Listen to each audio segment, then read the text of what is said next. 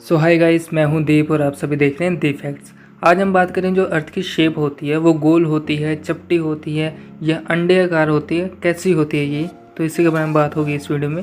तो चलिए शुरू करते हैं। पहली बात तो मैं ये क्लियर कर दूं कि जो अर्थ की शेप होती है ना वो गोल होती है ना वो चपटी होती है। आप ही बताइए, अगर ये गोल या चपटी होगी तो इस पर जो पर्वत हैं इतने बड़े बड़े या फिर इसमें जो नदियाँ बहती हैं वो कैसे बहेंगी। तो इसके असली आकार को समझने के लिए हमें जो है 20 करोड़ साल पहले जाना पड़ेगा। 20 करोड़ साल पहले है जो अर्थ कुछ इस तरह का दिखता था। इस पे एक ही महाद्वीप होता था और जो एक ही जो है महासागर होता था। जो इसका महाद्वीप था उसे हम पेंजिया कहते थे और जो इसका एक ही महासागर होता था उसे हम पैंथालासा कहते थे। वैगनर ने भी ये क्लियर किया है कि जो पेंजिया है वो ही टूट टूट के जो है आगे महाद्वीप बने हैं।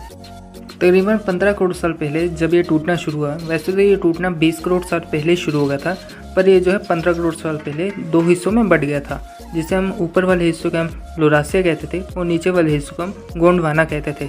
अगर हम वर्ल्ड मैप में देखें तो जो ऊपर वाले एरिया हैं जैसे रशिया हो गया, ग्रीनलैंड हो गया, कनाडा हो गया, ये लोरासिया के ही जो है भाग हैं। और जो नीचे वाले हो गए जैसे ब्राज़ील हो गया, ऑस्ट्रेलिया हो गया, यूनाइटेड स्टेट हो गया, तो ये जो है गोंडवाना के भाग हैं।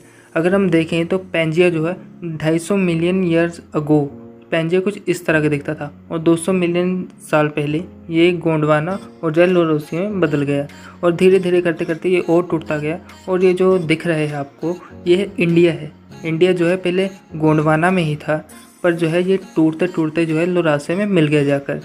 इंडिया को वहाँ से टूट कर आने में, प्रेजेंट डे में जहाँ पर है वहाँ पर आने में कई मिलियन साल लगे थे, क्योंकि जो एक साल में है ये कुछ 5 सेंटीमीटर ही बस जो है आगे की तरफ बढ़ता था। तो ये जो बहुत साल इसको लग गए थे। जब ये यहाँ पर आया तो जो तिब्बत प्लेटिस है, जो तिब्बत का एरिया था वो वहाँ पर पहले से मौजूद था। तब ये इंडिया जब आ रहा था वहाँ पर तो उनकी जो है टकरा गया वहाँ पर, और टकरा कर वो वहाँ पर रुका नहीं, जो है उसने आगे धक्का देना शुरू कर दिया, जिसके कारण जो इंडिया था वो तिब्बत के एरिया के नीचे नीचे जाता गया और जो है वहाँ पर एक बहुत बड़े पर्वत का निर्माण हुआ, जिसे हम आज से हिमालय पर्वत कहते हैं। अब जब वहाँ पर हिमालय का निर्माण हुआ तो हिमालय बहुत ऊंचा था। अभी तक जो इसकी ऊंचाई है वो है 9000 किलोमीटर की ऊंचाई है। मैं आपको बता दूं कि अगर हम 165 मीटर भी ऊपर जाते हैं आसमान में तो हमें जो है 1 डिग्री सेल्सियस की कमी आ जाती है टेम्परेचर में, और अगर हम 1 किलोमीटर ऊपर जाएंगे तो कुल हमें जो है 5 डिग्री सेल्सियस की गिरावट आएगी। और जो हिमालय वो तो है 9000 किलोमीटर ऊँचा, इसलिए वहाँ पर बहुत ज़्यादा ठंड है, इसलिए वहाँ पर जो है इतनी बर्फ़ ज़्यादा जमी रहती है। जब यहाँ पर इंसान का जो है जब इंसान वहाँ पर आए और जो है लैंग्वेज का जो है निर्माण हुआ, लैंग्वेज बनी, तो वहाँ पर इसको नाम दिया बर्फ़ का घर। जैसे हम पुस्तक के घर को पुस्तकालय कहते हैं, भोजन के घर को भोजनालय कहते हैं, वैसे हम किसी भी घर को जो है आलय कहते हैं हिंदी में। तो हिंदी में जो बर्फ़ को कहा जाता है हिम और जो है घर को कहा जाता है आलय, इसलिए इसका नाम पड़ गया हिमालय। तो चलिए अब हम अपने पुराने टॉपिक पे चलते हैं कि जो अर्थ है उसकी असली शेप क्या होती है। मैं पहले आपको क्लियर कर दूं कि ये ना कोई गोल होती है, ना चपटी होती है, ना ही जो है अंडाकार होती है। ये जो होती है इस आकार की होती है जो शेप, ये असली शेप है, जो अभी अर्थ की जो असली शेप है ये, इसे हम कहते हैं जियोड।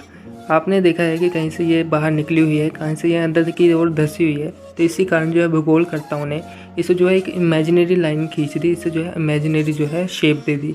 जैसे आप ये ब्लैक कलर की लाइन देख रहे हैं, ये असली की जो है अर्थ की शेप है, जियोड है ये, और जो डॉटेड लाइन है वो इमेजिनरी लाइन है। कहीं से ये ज़्यादा बाहर निकली है, कहीं से जो है अंदर की तरफ धसी हुई है, तो इसे जो इमेजिनरी लाइन दी गई है, जो इसे शेप दी गई है इमेजिनरी।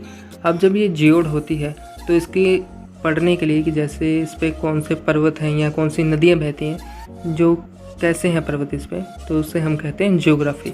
अगर हम जियोड के अंदर घुसते हैं, जैसे भूकंप कैसे आते हैं, वोल्केनो कैसे फटते हैं, वोल्केनो अंदर से कैसे होते हैं, तो हम उसे कहते हैं जियोलॉजी।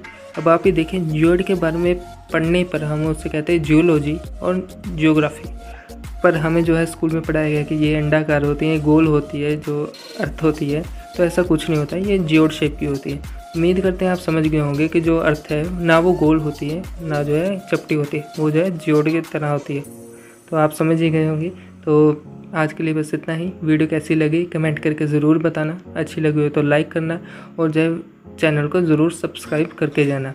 तो मिलते हैं सबसे अगली वीडियो में, तब तक के लिए स्टे सेफ, स्टे हेल्दी।